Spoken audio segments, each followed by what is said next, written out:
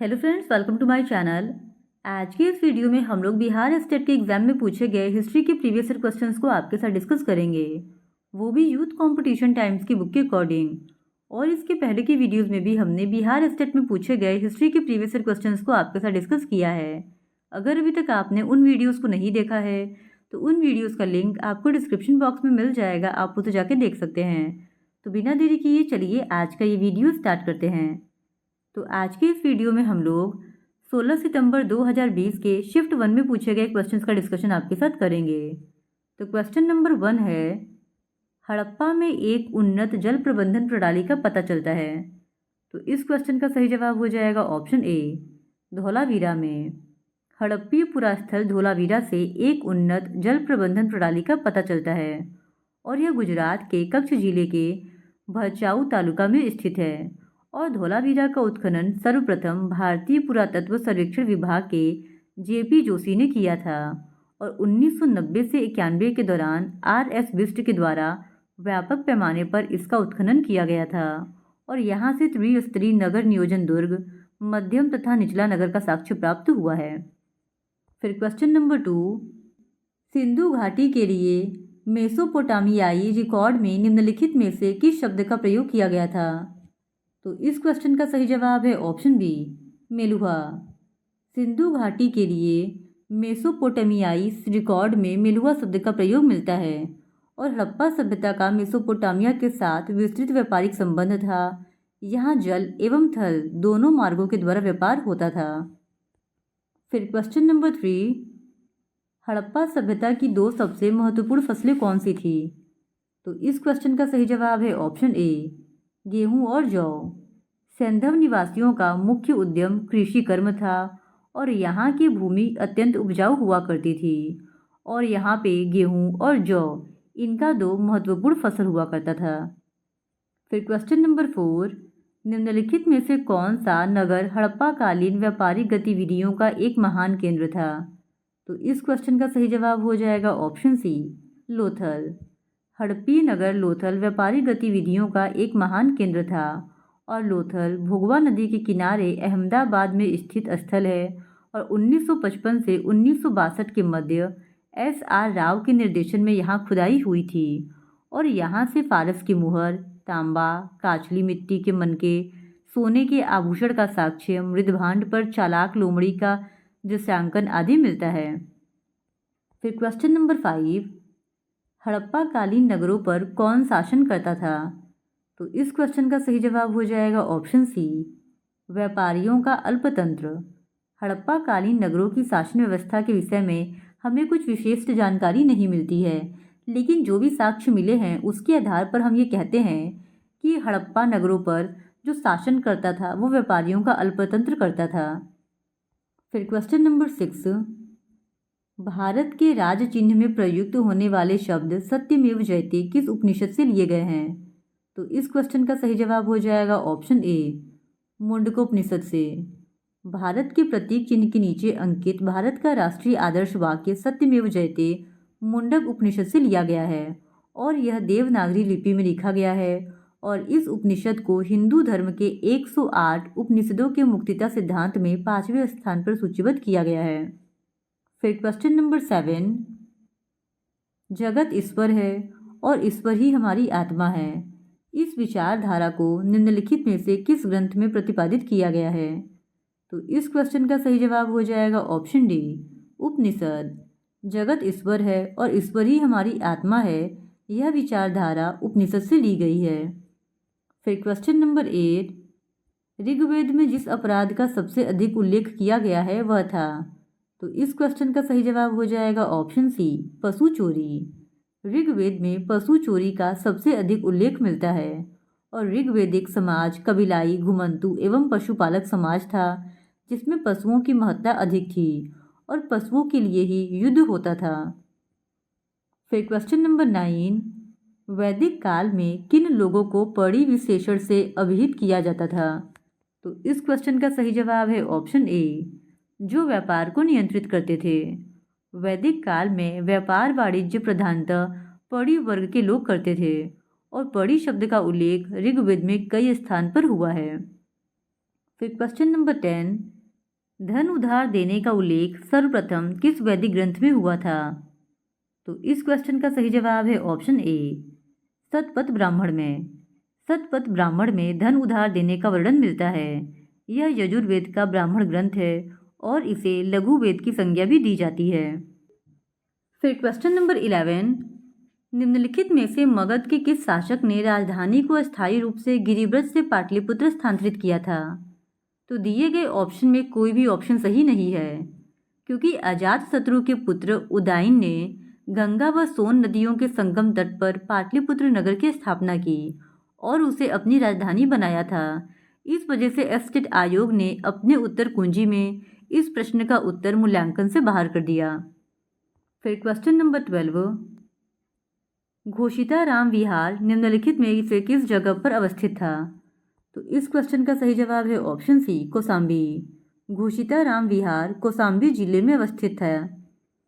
फिर question number 13, ब्राह्मण धर्म में किस संप्रदाय के उदय के साथ मूर्ति पूजा की परंपरा का प्रारंभ हुआ? तो इस क्वेश्चन का सही जवाब है ऑप्शन बी, भागवत संप्रदाय। ब्राह्मण धर्म में भागवत संप्रदाय के साथ मूर्ति पूजा की परंपरा का प्रारंभ हुआ और भागवत धर्म के प्रवर्तक ऋषिवंशी कृष्ण थे, जिन्हें वासुदेव का पुत्र होने के कारण वासुदेव देव कृष्ण भी कहा जाता है। फिर क्वेश्चन नंबर 14, बौद्ध धर्म ग्रंथों का महानतम टीकाकार कौन था? तो इस क्वेश्चन का सही जवाब है ऑप्शन बी, बुद्ध घोष। बौद्ध धर्म के महानतम टीकाकार बुद्ध घोष थे और ये पाली साहित्य के महान विद्वान थे। फिर क्वेश्चन नंबर 15, महावीर के बाद जैन धर्म के महान गुरु या संत थे? तो इस क्वेश्चन का सही जवाब हो जाएगा ऑप्शन ए, संभूति विजय। महावीर के बाद जैन धर्म के महान गुरु या संत संभूति विजय थे। फिर क्वेश्चन नंबर 16, मेगस्थनीज ने भारतीय समाज को कितनी श्रेणियों में विभाजित किया? तो इस क्वेश्चन का सही जवाब है ऑप्शन डी, 7। मेगस्थनीज के अनुसार तत्कालीन समय में भारतीय समाज में 7 श्रेणियाँ थी। पहला दार्शनिक का, दूसरा कृषक का, तीसरा पशुपालक या शिकारी का, चौथा कारीगर, शिल्पी और व्यापारी का, पांचवा योद्धा या सैनिक का, छठवां निरीक्षक का और सातवां सभासद, पार्षद और मंत्री का। फिर क्वेश्चन नंबर 17, अशोक के शिलालेख में प्रयुक्त भाषा है? तो इस क्वेश्चन का सही जवाब हो जाएगा ऑप्शन बी, प्राकृत। अशोक के शिलालेखों में प्रयुक्त भाषा प्राकृत एवं लिपि ब्राह्मी है। फिर क्वेश्चन नंबर 18, अशोक के निम्नलिखित किस शिलालेख में कराधान का विशेष उल्लेख है? तो इस क्वेश्चन का सही जवाब हो जाएगा ऑप्शन ए, रुम्मिनदेई शिलालेख। रुम्मिनदेई शिलालेख में कराधान का विशेष उल्लेख है। मौर्य सम्राट अशोक कलिंग युद्ध के बाद हिंसा की नीति को त्याग कर धर्म की नीति का पालन करना शुरू कर देता है और इसी क्रम में वह गौतम बुद्ध का जन्म स्थान लुम्बिनी होने के कारण वहाँ का भूमिकर घटाकर 1/8 कर देता है और बलि नामक कर पूर्ण रूप से समाप्त कर देता है।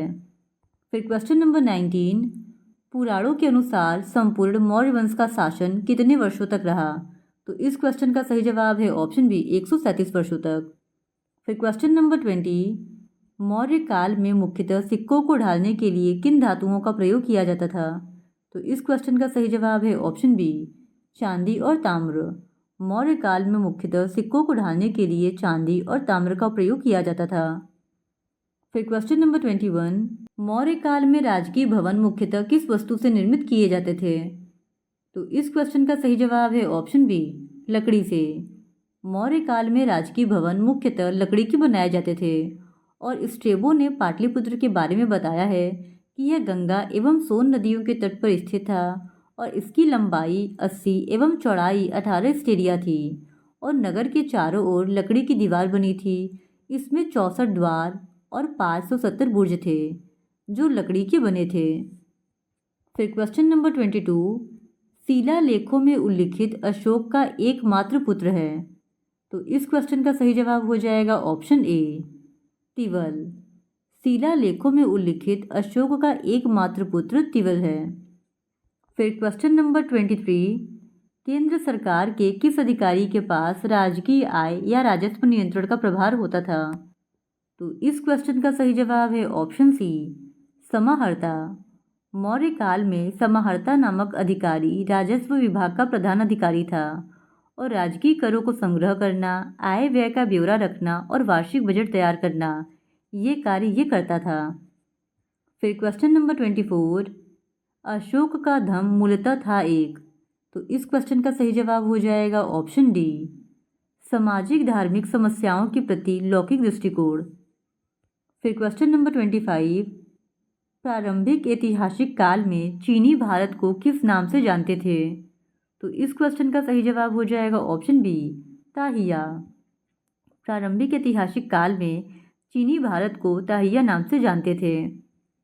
फिर क्वेश्चन नंबर 26, निम्नलिखित कला शैलियों में से किस कला परंपरा में बुद्ध को सर्वप्रथम मानवीय रूप से चित्रित किए जाने का प्रमाण मिलता है? तो इस क्वेश्चन का सही जवाब हो जाएगा ऑप्शन बी, गांधार। गांधार कला शैली में बुद्ध को सर्वप्रथम मानवीय रूप से चित्रित किया गया था और इस कला के महत्व को उजागर करने का श्रेय सर्वप्रथम डॉक्टर लिटनर को जाता है। फिर क्वेश्चन नंबर 27, बौद्ध ग्रंथ में मिलिंद पन्हों में किस नगर का सजीव वर्णन किया गया है? तो इस क्वेश्चन का सही जवाब हो जाएगा ऑप्शन सी, साकल।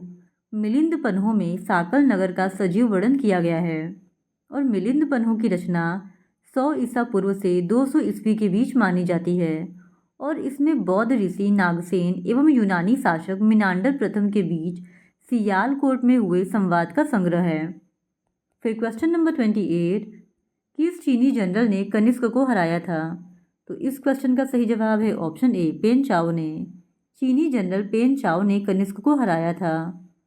फिर क्वेश्चन नंबर 29, संगम युग में भारत द्वारा आयातित सर्वाधिक महत्वपूर्ण वस्तु क्या थी?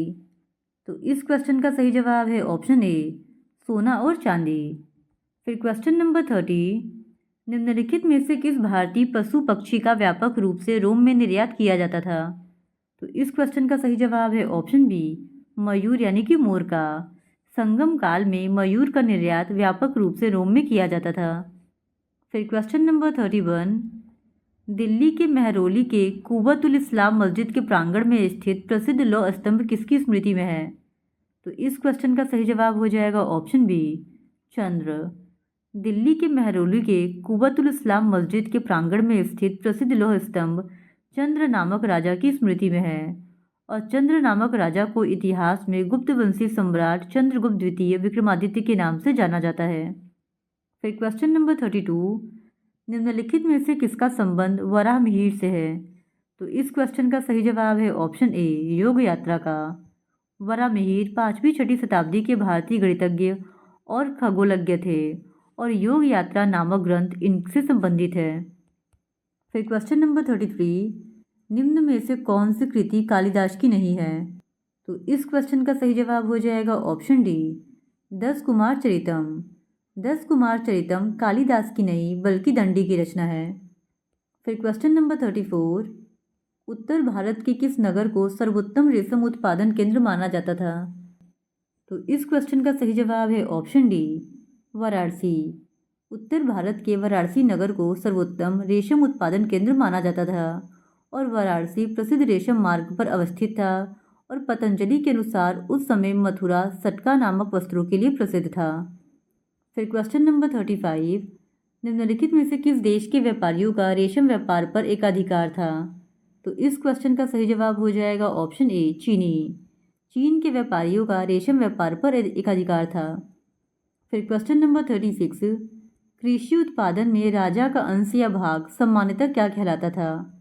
तो इस क्वेश्चन का सही जवाब हो जाएगा ऑप्शन ए, कृषि उत्पादन में राजा का अंश या भाग नॉर्मली भाग कहलाता था। फिर क्वेश्चन नंबर 37, मेगास्थनीज ने भारतीय समाज को 7 वर्गों में विभाजित किया, जिनमें दूसरा स्थान किसका था? तो इस क्वेश्चन का सही जवाब हो जाएगा ऑप्शन बी, किसान का। मेगास्थनीज ने भारतीय समाज को 7 वर्गों में विभाजित किया था और जिनमें पहला स्थान दार्शनिक का, दूसरा किसान का, तीसरा पशुपालक का, चौथा कारीगर का, 5वां सैनिक का, 6वां पर्यवेक्षक का और 7वां पार्षद का था। फिर क्वेश्चन नंबर 38, 9वीं शताब्दी का मेधातिथि किस प्रसिद्ध ग्रंथ का टीकाकार था? तो इस क्वेश्चन का सही जवाब हो जाएगा ऑप्शन ए, मनुस्मृति। मेधातिथि मनुस्मृति के प्रसिद्ध टीकाकार थे और इनके अनुसार शस्त्र धारण करना हर व्यक्ति का अधिकार है। फिर क्वेश्चन नंबर 39, शंकराचार्य ने निम्नलिखित में से किस स्थान पर मठ की स्थापना नहीं की थी? तो शंकराचार्य ने अद्वैतवाद मत का प्रतिपादन किया था और अपने कार्यों को मूर्त रूप देने के लिए इन्होंने देश के चारों दिशाओं, उत्तर में केदारनाथ, दक्षिण में श्रृंगेरी, पूर्व में पुरी और पश्चिम में द्वारिका में प्रसिद्ध मठों की स्थापना की थी। लेकिन आयोग ने इस प्रश्न का उत्तर ऑप्शन ए काशी को माना है, जबकि इस प्रश्न का सही उत्तर ऑप्शन ए और ऑप्शन बी कांची दोनों होगा। फिर क्वेश्चन नंबर 40, शैक्षणिक प्रयोजनों के लिए किस प्रकार के भूमि अनुदान प्रदान किए जाते थे? तो इस क्वेश्चन का सही जवाब हो जाएगा ऑप्शन सी साला भोग। चोल काल में शैक्षणिक प्रयोजन के लिए साला भोग नामक भूमि अनुदान में दिया जाता था। फिर क्वेश्चन नंबर 41, सल्तनत काल में भूमि की पैमाइश के लिए किस नाम या संज्ञा का प्रयोग किया जाता था? तो इस क्वेश्चन का सही जवाब है ऑप्शन सी मसाहत। सल्तनत काल में भूमि की पैमाइश के लिए मसाहत शब्द का प्रयोग किया जाता था। फिर क्वेश्चन नंबर 42, किस सुल्तान ने सर्वप्रथम अकालग्रस्त लोगों को सहायता प्रदान करने के लिए अकाल संहिता तैयार की? तो इस क्वेश्चन का सही जवाब है ऑप्शन सी मोहम्मद बिन तुगलक। मोहम्मद बिन तुगलक दिल्ली सल्तनत का पहला शासक था जिसने अकाल पीड़ितों की सहायता के लिए अकाल संहिता तैयार करवाया था और इसके लिए इसने दिल्ली में राहत शिविर खोले, कुएं खोदने एवं बीज और हल खरीदने के लिए कृषकों को कृषि ऋण भी प्रदान करवाए थे। फिर क्वेश्चन नंबर 43, मुस्लिम शासन की स्थापना से पूर्व कश्मीर किस धार्मिक संप्रदाय का केंद्र था? तो इस क्वेश्चन का सही जवाब हो जाएगा ऑप्शन डी शैव संप्रदाय का। मुस्लिम शासन की स्थापना से पूर्व कश्मीर शैव संप्रदाय का केंद्र था। फिर क्वेश्चन नंबर 44, बहमनी साम्राज्य के प्रांतों को क्या कहा जाता था? तो इस क्वेश्चन का सही जवाब है ऑप्शन ए तराफ या अतराफ। बहमनी साम्राज्य के प्रांतों को तराफ या अतराफ कहा जाता था और मोहम्मद शाह प्रथम को बहमनी राज्य की प्रशासनिक व्यवस्था को संगठित करने का श्रेय दिया जाता है। फिर क्वेश्चन नंबर 45, विजयनगर साम्राज्य का कौन सा वाद्य सर्वाधिक प्रसिद्ध और लोकप्रिय था? तो इस क्वेश्चन का सही जवाब है ऑप्शन बी वीणा। वीणा विजयनगर साम्राज्य का सर्वाधिक प्रसिद्ध और लोकप्रिय संगीत वाद्य था, लेकिन आयोग ने इस प्रश्न का सही उत्तर मृदंगम को माना है, जो कि गलत है। फिर क्वेश्चन नंबर 46, वह मुस्लिम लेखक कौन था जो संस्कृत का एक निष्णात विद्वान था? तो इस क्वेश्चन का सही जवाब है ऑप्शन ए अलबरूनी। अलबरूनी संस्कृत का एक निष्णात विद्वान था और इसका जन्म 973 ईस्वी में ख्वारिज्म में हुआ था। वह अरबी, फारसी, संस्कृत, यूनानी और सीरियाई भाषा का अच्छा ज्ञाता था और यह महमूद गजनवी के साथ भारत में आया था और इसकी प्रसिद्ध पुस्तक किताबुल हिंद तत्कालीन इतिहास जानने का महत्वपूर्ण साधन है। फिर क्वेश्चन नंबर 47, निम्नलिखित में से किसने शुद्ध अद्वैत दर्शन का प्रतिपादन किया? तो इस क्वेश्चन का सही जवाब है ऑप्शन ए वल्लभाचार्य ने। फिर क्वेश्चन नंबर 48, भूमि के उत्पाद में भू राजस्व के रूप में मराठा राज्य का कितना हिस्सा होता था? तो इस क्वेश्चन का सही जवाब है ऑप्शन डी 40%। भूमि के उत्पाद में भू राजस्व के रूप में मराठा राज्य का 40% हिस्सा होता था। फिर क्वेश्चन नंबर 49, अंग्रेजी सेना के कमांडर सर ह्यूरोज ने 1857 के विद्रोह के दौरान किसे विद्रोहियों का सर्वोत्तम और सबसे बहादुर नेता बताया था? तो इस क्वेश्चन का सही जवाब है ऑप्शन सी रानी लक्ष्मीबाई। 1857 के विद्रोह के समय ब्रिटिश कमांडर सर ह्यूरोज ने झांसी की रानी लक्ष्मीबाई को विद्रोहियों का सर्वोत्तम और सबसे बहादुर नेता बताया था और झांसी में 1857 की क्रांति का नेतृत्व रानी लक्ष्मीबाई ने किया था। फिर क्वेश्चन नंबर 50, गांधी जी द्वारा प्रकाशित प्रथम समाचार पत्र था? तो इस क्वेश्चन का सही जवाब है option A Indian Opinion. Gandhi ji द्वारा प्रकाशित प्रथम समाचार पत्र इंडियन ओपिनियन है और गांधी जी ने इसका प्रकाशन दक्षिण अफ्रीका में 1904 ईस्वी में किया था और दक्षिण अफ्रीका में ही इन्होंने 1894 ईस्वी में नटाल इंडियन कांग्रेस की स्थापना एवं टॉलस्टॉय फॉर्म तथा 1904 ईस्वी में फिनिक्स आश्रम की स्थापना भी की थी और गांधी जी की प्रसिद्ध पुस्तक हिंद स्वराज है जिसका प्रकाशन इन्होंने 1909 ईस्वी में किया था। तो इस तरह आज की इस वीडियो में हमने बिहार स्टेट में पूछे गए हिस्ट्री के प्रीवियस ईयर क्वेश्चंस को आपके साथ डिस्कस किया है। और अगर आप इसी तरह हिस्ट्री के और भी प्रीवियस ईयर क्वेश्चंस को देखना चाहते हैं तो please do subscribe to my channel and like this video. Thank you very much.